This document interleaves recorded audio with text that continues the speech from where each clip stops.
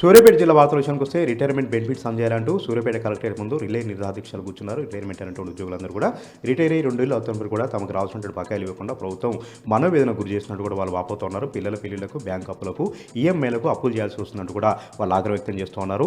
ఉద్యోగ సమయంలో తమ దాచిపెట్టుకున్నటువంటి అప్పులే తమకు ఇవ్వకుంటే ప్రభుత్వం వేదన గురి చేస్తూ ఉంది. ఎక్కడ కూడా బకాయిలు విడుదల చేయట్లేదు. ఫలితంగా చాలా మంది హఠన్మరణకు గురవుతూ ఉన్నారు, మనోవేదన చెందుతూ ఉన్నారు.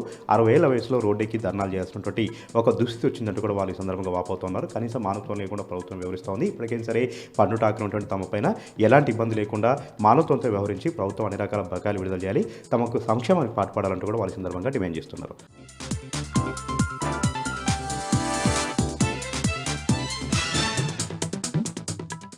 ఇక మరో వార్త విషయానికి వస్తే కేంద్రంలోని బీజేపీ ప్రభుత్వము అవలంబిస్తున్న కార్మిక కర్షక ప్రజా వ్యతిరేక విధానాలను వ్యతిరేకిస్తూ సిఐటియు వామపక్ష కార్మిక సంఘాల ఆధ్వర్యంలో కలెక్టర్ కార్యాలయం ఎదుట ధర్నా చేపట్టారు.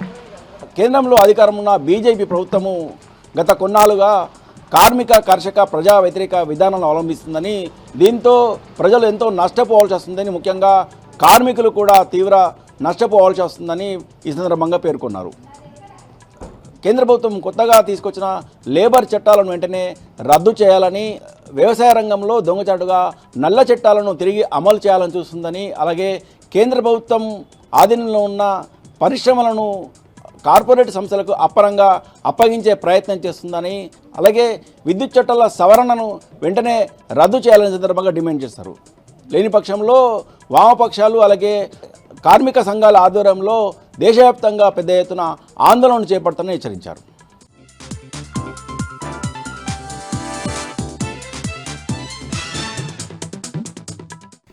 వికారాబాద్ జిల్లాలో మాజీ మంత్రి సబితా ఇంద్రారెడ్డి పర్యటించారు. మాజీ ఎమ్మెల్యే జిల్లా బీఆర్ఎస్ అధ్యక్షులు మెతుకు ఆనంద్తో కలిసి ముందుగా ప్రభుత్వ ఆసుపత్రిని సందర్శించి అక్కడ రోగులకు అందుతున్న వైద్య సేవలపై ఆరా తీశారు. గత కొద్ది నెలలుగా జనరేటర్ లేక సంబంధించి తీవ్ర ఇబ్బందులు ఎదురవుతున్నాయి. వెంటనే ఆ డయాలసిస్ పేషెంట్లకు సంబంధించిన సమస్యలు పరిష్కరించాలని సూపరింటెండెంట్ దృష్టికి ఆమె తీసుకువెళ్లారు. అనంతరము పట్టణంలోని ఎస్టీపీ కేంద్రాన్ని సందర్శించారు. ఎస్టీపీ కేంద్రం గత 2 ఏళ్లుగా అటు పనిచేయకపోవడంతో అందులోని మురుగునీరంతా కూడా మూసిలోకి వెళ్తుంది. మూసిని సుందరీకరణ చేస్తారన్న ముఖ్యమంత్రి రేవంత్ రెడ్డి వికారాబాద్ పట్టణంలోని ఎస్టీపీ కేంద్రాన్ని పూర్తిగా నిర్లక్ష్యం చేశారని ఆమె మండిపడ్డారు. అనంతరము అటు పట్టణంలోని అక్కడ ఓపెన్ జిమ్లోని పరికరాలను కూడా పూర్తిగా పాడయ్యాయి. వెంటనే వాటిని మరమ్మతులు చేపట్టి ఇటు స్థానిక ప్రజలకు అందుబాటులోకి పార్కును వినియోగంలోకి తీసుకురావాలని చెప్పి ఆమె సూచించారు. పాలమూరు రంగారెడ్డి ఎత్తిపోతల ప్రాజెక్టు నిర్లక్ష్యంపై సీఎం రేవంత్ రెడ్డిపై ఉమ్మడి రంగారెడ్డి జిల్లా బీఆర్ఎస్ నేతలు ఆగ్రహం వ్యక్తం చేస్తున్నారు. గత బీఆర్ఎస్ ప్రభుత్వ హాయంలో 90% పనులు పూర్తయినా 2 ఏళ్లలో కాంగ్రెస్ ప్రభుత్వం తట్టెడు మట్టి తీయలేదు, కన్నెత్తి కూడా చూడలేదని ఆగ్రహం వ్యక్తం చేస్తున్నారు. వికారాబాద్ జిల్లా బీఆర్ఎస్ పార్టీ కార్యాలయంలో ఉమ్మడి రంగారెడ్డి జిల్లా అధ్యక్షులు మంచిరెడ్డి కిషన్ రెడ్డితో పాటు మాజీ మంత్రి సబితా ఇంద్రారెడ్డి, వికారాబాద్ జిల్లా అధ్యక్షులు మెతుకు ఆనంద్తో పాటు మాజీ ఎమ్మెల్యేలు మీడియా సమావేశం నిర్వహించారు. కాంగ్రెస్ ప్రభుత్వం 2 ఏళ్లుగా ఈ ప్రాజెక్టు వైపు చూడకుండా కేసీఆర్కు ఎక్కడ పేరు వస్తుందని చెప్పి ఈ ప్రాజెక్టును కనీసము పనులు కూడా స్టార్ట్ చేయలేదని కూడా ఆగ్రహం వ్యక్తం చేస్తున్నారు. ఇదే విషయంపై గ్రామాన తిరుగుతూ పాలమూరు రంగారెడ్డి ప్రాజెక్టు జరుగుతున్న నిర్లక్ష్యంపై కాంగ్రెస్ పార్టీ మొండి వైఖరిపై ప్రజలకు వివరిస్తామని బీఆర్ఎస్ నేతలు రాష్ట్ర ప్రభుత్వాన్ని హెచ్చరిస్తున్నారు.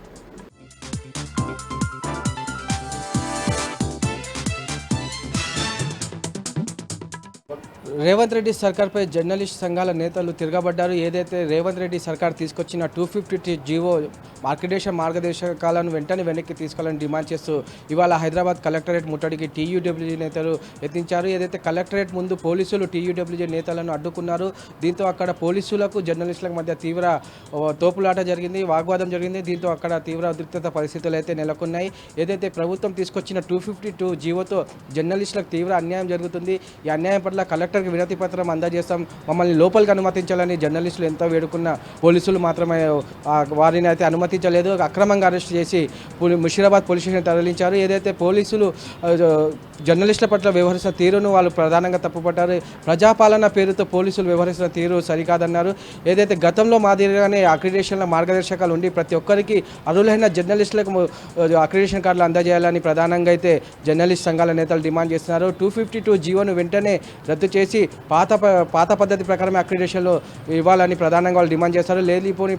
లేకపోతే రాష్ట్ర వ్యాప్తంగా పెద్ద ఎత్తున ఆందోళన చేస్తామని జర్నలిస్ట్ సంఘాలు రాష్ట్ర ప్రభుత్వాన్ని హెచ్చరించాయి.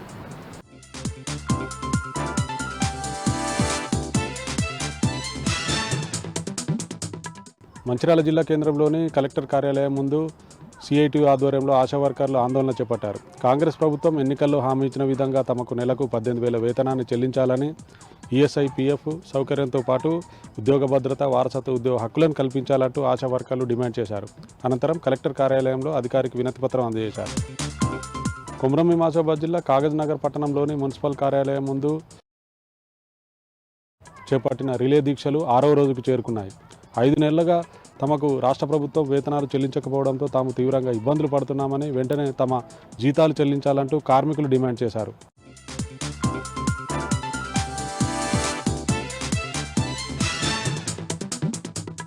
ఇక ఈరోజు నాగర్ కర్నూలు జిల్లా ప్రధాన వార్తలు చూసినట్టయితే నాగర్ కర్నూలు జిల్లా వ్యాప్తంగా బీఆర్ఎస్ పార్టీకి సంబంధించినటువంటి సర్పంచులు, ఉప సర్పంచులు, వార్డు మెంబర్లకు అందరికీ కూడా నాగర్ కర్నూలు జిల్లా కేంద్రంలోని బీఆర్ఎస్ పార్టీ జిల్లా కార్యాలయంలో ఆత్మీయ సన్మాన కార్యక్రమము మాజీ ఎమ్మెల్యే మర్రి జనార్దన్ రెడ్డి ఆధ్వర్యంలో జరగని నేపథ్యంలో ఈ కార్యక్రమానికి ముఖ్య అతిథిగా రేపు బీఆర్ఎస్ పార్టీ వర్కింగ్ ప్రెసిడెంట్ వచ్చేసి నూతనంగా గెలిచినటువంటి బీఆర్ఎస్ పార్టీకి సంబంధించినటువంటి సర్పంచులు, ఉప సర్పంచులు, వార్డు మెంబర్లకు అందరికీ కూడా సన్మానం చేస్తారని చెప్పేసి మాజీ ఎమ్మెల్యే మర్రి జనార్దన్ రెడ్డి తెలిపినటువంటి పరిస్థితి కనిపిస్తుంది. రేపు కేటీఆర్ ప్రోగ్రాంకు భారీ ఏర్పాట్లు కూడా చేస్తున్నట్టు, భారీ ఏర్పాట్లన్నింటినీ కూడా మాజీ ఎమ్మెల్యే మర్రి జనార్దన్ రెడ్డి దగ్గరుండి చేయిస్తా ఉన్నారు. రేపు ఉదయం 10 గంటలకు నాగర్ కర్నూలుకు ఉయ్యలవాడకు మెడికల్ కాలేజ్ వద్దకు చేరుకుంటారని చెప్పేసి అక్కడి నుంచి భారీ బైక్ ర్యాలీతో ఇక్కడ బీఆర్ఎస్ పార్టీ కార్యాలయానికి చేరుకుంటారని, అనంతరం కార్యక్రమంలో పాల్గొని మరొక వార్త చూసినట్టయితే కల్వకుర్తి నియోజకవర్గంలోని ఆమన్గల్లో బస్తీ బాట కార్యక్రమము నిరంతరంగా కొనసాగుతూ ఉంది.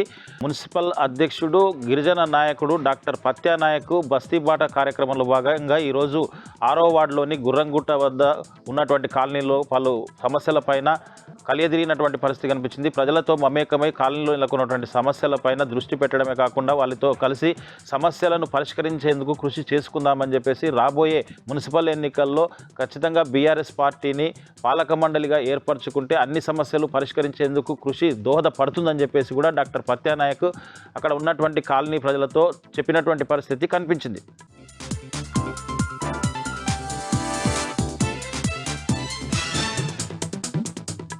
సంబంధించి ఈరోజు ప్రధాన వార్తలు చూసుకున్నట్లయితే రామగుండం మున్సిపల్ కార్పొరేషన్ పరిధిలో అభివృద్ధి పేరిట చిరు వ్యాపారస్తుల కట్టడాలను కూల్చివేస్తున్నారంటూ కూడా నిరసన వ్యక్తం చేస్తూ అన్ని పార్టీల సమక్షంలో అఖిల పార్టీ జేఏసీ ఏర్పాటు చేయడం జరిగింది. ఈ యొక్క అఖిలపక్ష పార్టీ జేఏసీ ఆధ్వర్యంలో ఈరోజు గోదావరిఖండంలోని లక్ష్మీనగర్లో మౌన ప్రదర్శన నిరసన ర్యాలీ చేపట్టారు. ఈ సందర్భంగా ఈ యొక్క అఖిలపక్షంలో బీఆర్ఎస్, బీజేపీ, బీఎస్పీ, ఐఎఫ్టీయూ, జనసేనతో పాటుగా న్యూ ఇండియా పార్టీ, అలాగే పలు పార్టీలు, ఇతర కుల సంఘాల ఆధ్వర్యంలో కూడా పెద్ద ఎత్తున కూడా అఖిలపక్షం ఆధ్వర్యంలో కూడా బాధితులకు అండగా ఉంటున్నట్టుగా సంఘీభావ తెలుపు కూడా నిరసన ర్యాలీ చేపట్టారు. ఈ సందర్భంగా గత 7 రోజులు కూడా సిరిశెట్టి మల్లేశం అనే చిరు వ్యాపారి తన ఇంటిని కూల్చివేసిన నిరసనిస్తూ కూడా 7 రోజులుగా కూడా నిరసన వ్యక్తం చేస్తున్న నేపథ్యంలో అతనికి అండగా ఉంటామంటూ కూడా ఈ యొక్క అఖిలపక్ష నాయకులంతా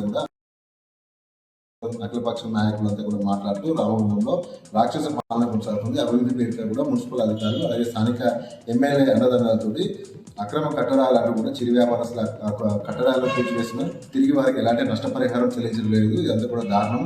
కాబట్టి వెంటనే ఎవరికైతే కట్టడాలన్నీ కూల్చివేస్తారు వాళ్ళు వెంటనే ఆదుకోవాలి. వారికి మరొక చోట అవకాశం కల్పాలి. కూల్చినటువంటి నిర్మాణాలకు సమానమైనటువంటి కట్టడాలు నిర్మించి ఇవ్వాలని కూడా అఖిలపక్షం ఆధ్వర్యంలో కూడా డిమాండ్ చేయడం జరిగింది. లేదంటే పెద్ద ఎత్తున కూడా అఖిలపక్షం ఆధ్వర్యంలో మరిన్ని ఉద్యమాలు చేపట్టమంటూ కూడా స్థానిక ఎమ్మెల్యేలు అలాగే ప్రభుత్వాన్ని మున్సిపల్ అధికారులు అయితే హెచ్చరించడం జరిగింది.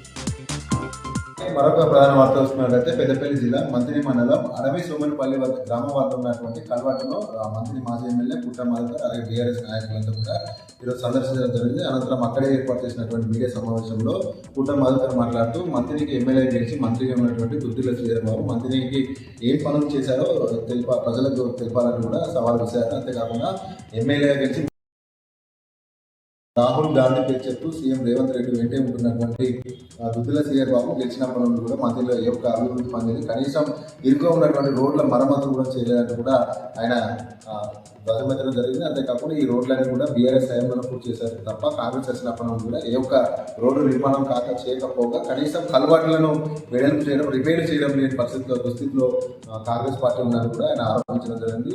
మేడారం జాతర వస్తున్న నేపథ్యంలో ఈ రోడ్ అంతా కూడా రద్దీగా ఉంటుంది కాబట్టి ఇప్పటికే ఈ యొక్క ఇరుకు రోడ్ కారణంగా అనేక మంది ప్రమాదాలకు గురై ప్రాణాలు పోతున్న నేపథ్యంలో ఇప్పటికీ శ్రీధర్ బాబు కనిపించడం లేదంటే కూడా ఆయన ప్రశ్నించడం జరిగింది. వెంటనే ఈ యొక్క అడిసొమ్మనపల్లి ఇరుకు బ్రిడ్జి ఇరుకు మధ్యలతో పాటుగా అక్కడ ఉన్నటువంటి మిగతా రోడ్లన్నీ కూడా వెంటనే మరమ్మతులు చేసి జాతర ప్రారంభం నాటికి పనులన్నీ కూడా ప్రజలకు రోడ్లను కూడా అందుబాటులోకి తేవాలి, ప్రజలకు ప్రమాదాలు జరగకుండా చూడాలని కూడా ఈ సందర్భంగా ఆయన ప్రభుత్వాన్ని డిమాండ్ చేయలేదు.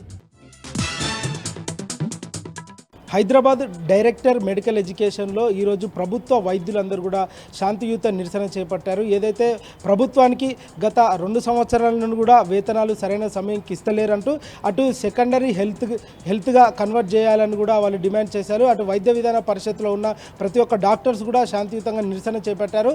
రానున్న అసెంబ్లీ సెషన్లో కూడా శాంతియుతంగా వాళ్ళు డిమాండ్ ఏంటిదనంటే ఈసారి తెలంగాణ సెకండరీ హెల్త్ పరంగా కూడా ట్రాన్స్ఫర్ చేయాలి, దానికి నూతనంగా జీవో ఇవ్వాలి, లేకపోతే ఆర్డినెన్స్ ద్వారా అయినా కూడా చేయాలంటూ కూడా వాళ్ళు ప్రధాన డిమాండ్ చేశారు. సింగరేణి వాలంటరీ కార్మికులకు ఏదైతే రాష్ట్ర ప్రభుత్వం కానీ అటు సింగరేణి యాజమాన్యం కానీ ఫిట్నెస్ సర్టిఫికేట్ ఇచ్చి వారు విధుల్లోకి చేరాలంటూ కూడా ఆదేశాలు ఇచ్చింది. ఎవరైతే వారు వాలంటరీ రిటైర్మెంట్గా తీసుకున్నారు అంటే ఒకరికి హార్ట్ ప్రాబ్లం, మరొకరికి కాలు లేకపోవడం, కంటి చూపు ఇలాంటి ప్రాబ్లమ్స్ ఉన్న వారికి ఫిట్నెస్ సర్టిఫికేట్ ఇచ్చి fit to the same job అని ఇలాంటి సర్టిఫికేట్స్ ఇచ్చి విధులకు రమ్మంటున్నారు. ఏదైతే వాళ్ళు వాలంటరీ తీసుకున్న తర్వాత కూడా అంటే వాళ్ళ కొడుకులకు వారసత్వంగా ఉద్యోగాలు ఇవ్వాలంటూ కూడా ఏదైతే హరీష్ రావు డిమాండ్ చేశారు.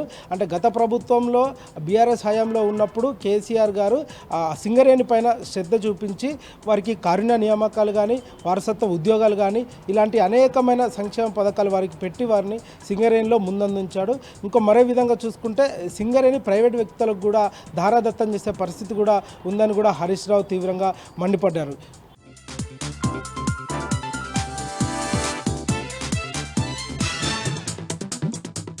భద్రాద్రి కొత్తగూడెం జిల్లా పినపాక నియోజకవర్గంలో బీఆర్ఎస్ తరఫున గెలిచినటువంటి సర్పంచులు, ఉప సర్పంచులు, వార్డు మెంబర్లను ఘనంగా సత్కరించారు.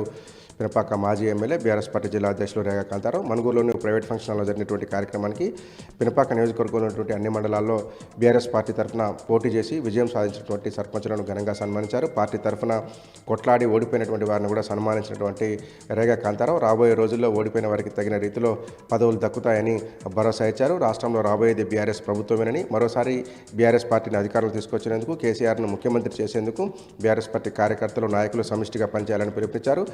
రాష్ట్ర కాంగ్రెస్ చేసినటువంటి మోసాలను ప్రజలు గమనిస్తున్నారని, నిక్కచ్చిగా పనిచేస్తే రాబోయే ఎన్నికల్లో బీఆర్ఎస్ పార్టీ ఘన విజయం సాధిస్తుందని ఆయన ఆశాభావం వ్యక్తం చేశారు. భద్రాద్రి కొత్తగూడెం జిల్లా భద్రాచలంలో వైకుంఠ ప్రయుక్త అధ్యయనోత్సవాలు ఘనంగా కొనసాగుతున్నాయి. గత వారం రోజులుగా కొనసాగుతున్నటువంటి అధ్యయనోత్సవాల్లో ఇవాళ 8వ రోజున శ్రీరామచంద్ర ప్రభు బలరామ అవతారంలో భక్తులకు దర్శనమిచ్చారు. వరుస సెలవు దినాలు కావడంతో భద్రాచలంలో భక్తుల రద్దీ క్రమంగా పెరిగింది. దాంతోపాటు 29న హంసవాహనము, 30వ తేదీన ఉత్తర ద్వార దర్శనం ద్వారా వైకుంఠ ఏకాదశి ఉత్సవాలు ముగియబోతున్నటువంటి నేపథ్యంలో అధికారులు పూర్తి స్థాయిలో ఏర్పాటు చేశారు. భక్తుల రద్దీకి తగ్గట్టుగానే సకల వసతులు కల్పిస్తున్నట్టుగా తెలియజేశారు.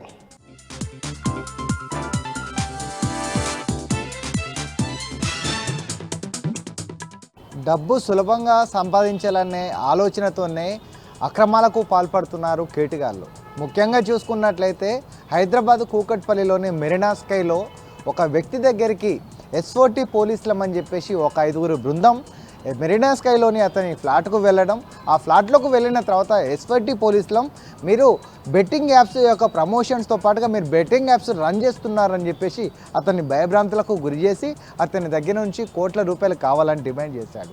అది తప్పలేక ఆ డబ్బులు ఇవ్వలేని పరిస్థితిలో అతడు తమ్ముడికి ఫోన్ చేసి ఎస్ఓటి పోలీసులు వచ్చారు, వాళ్లకు 5 కోట్ల రూపాయలు డబ్బులు ఇవ్వాలని చెప్పేసి అతను వేడుకోవడంతో అతని యొక్క తమ్ముడు మాదాపూర్ ఎస్ఓటి పోలీసులకు సంప్రదించగా వాళ్ళు ఎస్ఓటి పోలీసుల యొక్క ఫోటోలు ఎవరు అని చెప్పేసి వాళ్ళు ప్రత్యక్షంగా చూడడంతో వాళ్ళు ఎస్ఓటి పోలీసులు కాదు అని చెప్పేసి మాదాపూర్లోని కూకట్పల్లిలోని మరీనాస్కాయ్ దగ్గరికి రావడంతో అక్కడికి ఏదైతే ఇంట్లో ఉన్నటువంటి బాధితుడు ఎవరైతున్నాో అతన్ని ఇంట్లో నుంచి కూడా రోడ్డు మీదకి తీసుకొచ్చిన తరుణంలో రోడ్డు మీద నిందితుల్ని పట్టుకోగా ఆ కేటుగాళ్ళు అనేది అక్కడికక్కడే పరాయారు. దాంట్లో వచ్చేసి ఇద్దరు మాత్రమే అరెస్ట్ కాగా 3 తప్పించుకున్నారు.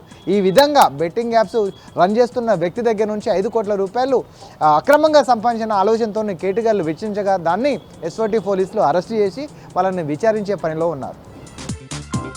హైదరాబాద్ నగరంలో ప్రతిరోజు ఏదో ఒక చోట, ఏదో ఒక మూల, ఏదో ఒక కాలేజీలో కావచ్చు, హాస్టల్లో మాత్రం డ్రగ్స్ మాత్రం దొరుకుతూనే ఉన్నాయి. ఏ విధంగా పోలీసులు ఎంత గాలింపులు చేసినా కూడా డ్రగ్స్ యొక్క పీడర్లను కావచ్చు వాళ్ళ మాఫియాను పట్టుకోలేకపోతున్నారు. ముఖ్యంగా చూసుకున్నట్లయితే సూరారం పోలీస్ స్టేషన్ పరిధిలోని డ్రగ్స్ అమ్ముతున్నటువంటి 2 పీడర్లతో పాటుగా వినియోగదారులు 3 అరెస్టు చేశారు సూరారం పోలీసులు.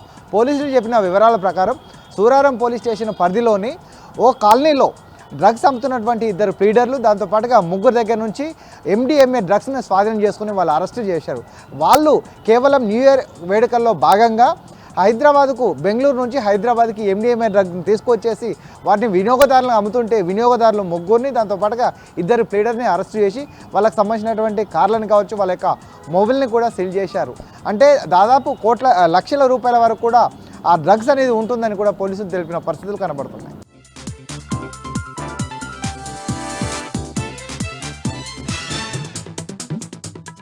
మహబూబ్ నగర్ జిల్లా కేంద్రం 1 టౌన్ పోలీస్ స్టేషన్ పరిధిలో చైనా మాంజా విక్రయాలపై పోలీసులు ఆకస్మిక తనిఖీలు నిర్వహించారు. చైనా మాంజా అమ్మడం, తయారు చేయడం, నిల్వ చేయడం చట్టవిరుద్ధమని, నిబంధనలు ఉల్లంఘించిన షాపు యజమానులు మరియు వ్యక్తులపై కఠిన చర్యలు తీసుకుంటామని పోలీసులు హెచ్చరించారు.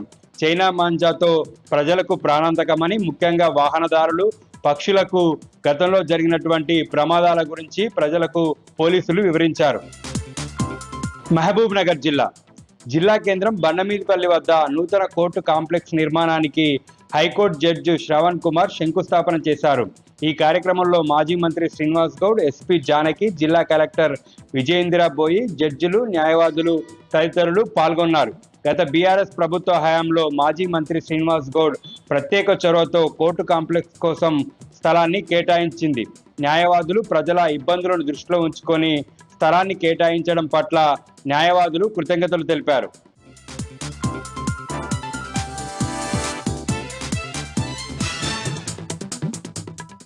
ఉమ్మడి మెదక్ జిల్లాలో ఈరోజు ప్రధాన వార్తలు ఈ విధంగా ఉన్నాయి. సిద్దిపేట జిల్లా వార్తలు వచ్చేసరికి సిద్దిపేట ప్రాంతంలో పెద్ద పులి సంచారం ఈరోజు సిద్దిపేట ప్రాంతంలో పెద్ద సంచలనంగా మారింది, కలకలంగా కూడా మారింది. ముఖ్యంగా సిద్దిపేట జిల్లాలోని తొగుట, అట్లాగే మిడిదొడ్డి, దుబ్బాక, సిద్దిపేట రూరల్ మండలాల్లో పెద్ద పులికి సంబంధించిన ఆనవాళ్లు కనబడ్డ నేపథ్యంలో పెద్ద ఎత్తున ప్రజల్లో ఆందోళన వ్యక్తమవుతూ ఉన్నది. ముఖ్యంగా కామారెడ్డి ప్రాంతం నుంచి సిద్దిపేట జిల్లాలో ప్రవేశించినటువంటి ఈ పెద్ద పులి ఇటు తొగుట మండలము, మిడిదొడ్డి మండలము, కొండపాక మండలము, దుబ్బాక మండలము, సిద్దిపేట రూరల్ మండలంలోని పలు ప్రాంతాల్లో సంచరిస్తున్నట్టుగా అక్కడ లభించినటువంటి పులికి సంబంధించిన ఆనవాళ్లు, అట్లాగే కాలికి సంబంధించిన గుర్తులతో అటవీ శాఖ అధికారులు గుర్తించినటువంటి పరిస్థితి నెలకొంది. ఈ నేపథ్యంలో ఈ ప్రాంతమంతా కూడా భయాందోళనలు వ్యక్తమవుతున్నాయి. ముఖ్యంగా బుస్సాపూర్ ప్రాంతానికి సంబంధించిన వెంకటేష్ అనే యువకునికి తెల్లవారుజామున 4 గంటల ప్రాంతంలో పెద్ద పులి ప్రత్యక్షంగా కూడా కనిపించినట్టుగా చెబుతూ ఉన్నారు. ఈ నేపథ్యంలో అటవీ శాఖ అధికారులు అప్రమత్తమయ్యారు.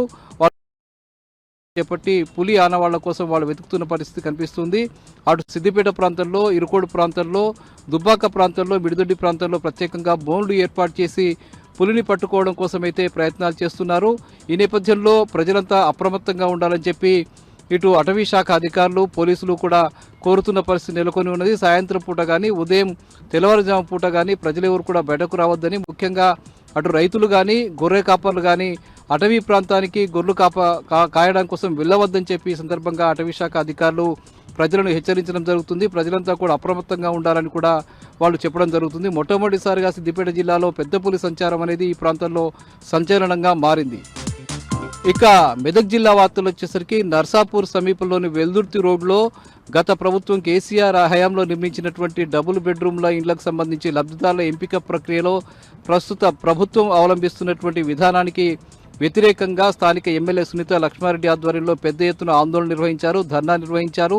చాలా రోజులుగా లబ్ధిదారుల ఎంపిక ప్రక్రియకు సంబంధించి చేపట్టాలని చెప్పి తాము అధికారులను కోరుతున్నప్పటికీ కూడా కాంగ్రెస్ పార్టీకి సంబంధించిన నాయకుల ఒత్తిడితో లబ్ధిదారుల ఎంపిక ప్రక్రియను చేయడం లేదని చెప్పి ఈ సందర్భంగా ఎమ్మెల్యే సునీత లక్ష్మారెడ్డి ఆరోపించారు. తక్షణమే లబ్ధిదారుల ఎంపిక ప్రక్రియను పూర్తి చేసి అర్హులైనటువంటి వాళ్ళందరికీ కూడా డబుల్ బెడ్రూమ్ ఇండ్లు కేటాయించాలని చెప్పి ఈ సందర్భంగా సునీత లక్ష్మారెడ్డి డిమాండ్ చేశారు. లేని పక్షంలో ఆందోళనను మరింత ఉధృతం చేస్తామని కూడా ఆమె హెచ్చరించారు.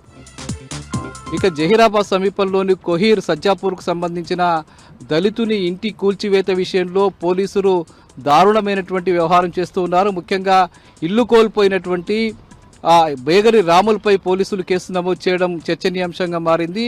ఇల్లు కూల్చినటువంటి కాంగ్రెస్ కు సంబంధించిన అతనిపై కేసు నమోదు చేయాల్సింది ఉండగా అతనిపై కేసు నమోదు చేయకుండా ఎస్సీ ఎస్టీ అట్రాసిటీస్ కేసు నమోదు చేయకుండా ఎవరైతే నష్టపోయారో ఇల్లు కూల్చివేయబడిందో వాళ్లకు సంబంధించిన వాళ్ళ మీద బేగరి రాములపైన అట్లాగే వాళ్ళకు సంబంధించిన వ్యక్తుల మీద పోలీసులు కేసు నమోదు చేయడం పెద్ద ఎత్తున చర్చనీయాంశంగా మారింది.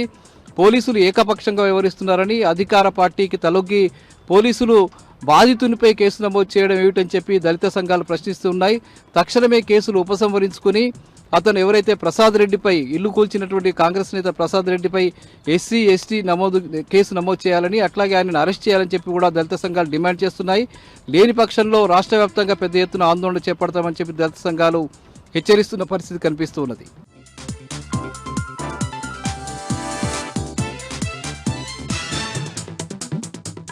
కరీంనగర్ కలెక్టర్ కార్యాలయం ముందు ఈరోజు ఆశా వర్కర్లు ధర్నా నిర్వహించారు. ముఖ్యంగా చూసుకుంటే రాష్ట్ర ప్రభుత్వం ఇచ్చిన హామీ మేరకు 18,000 అంటే తప్పకుండా ఇస్తామని చెప్పారు. కానీ ఇప్పటివరకు కూడా 18,000కి సంబంధించి ఇప్పటివరకు వివరణ ఇవ్వలేదని, ఇంకోవైపు చూసుకుంటే ప్రమాద బీమా కావచ్చు, ఈఎఫ్ కావచ్చు, పీఎఫ్ కావచ్చు, ఈ విషయంలో కూడా వివక్షత చూపెడతా ఉందని, ముఖ్యంగా చూసుకుంటే టార్గెట్లతో ఆశా వర్కర్లను మానసికంగా ఆత్మస్థైర్యాన్ని కోల్పోవాల్సిన పరిస్థితి ఏర్పడుతుందని, రాష్ట్ర ప్రభుత్వం ఇస్తా అని చెప్పినటువంటి అమలు ప్రకారంగా వెనువెంటనే 18,000 రూపాయలు ఫిక్స్డ్ వేతనం చెల్లించాలి. ఇంకోవైపు ఈపీఎఫ్, పీఎఫ్ మరియు రాకుంటే మాత్రం ఒకవేళ ప్రభుత్వం దీనిపై స్పందించకుంటే ఎట్టి పరిస్థితుల్లో మేము పని చేయకుండా వెనక్కిపోయేందుకు కూడా అవకాశం ఉందని, ఇప్పటికైనా రాష్ట్ర ప్రభుత్వం దీనిపై వెనువెంటనే స్పందించి తమకు సంబంధించినటువంటి హక్కులను వెంటనే తీర్చాలని, లేకుంటే మాత్రం రాబోయే రోజుల్లో పెద్ద ఎత్తున ఉద్యమిస్తామంటూ ఆశా వర్కర్లు హెచ్చరించిన నేపథ్యం మనకు స్పష్టంగా కనిపిస్తోంది.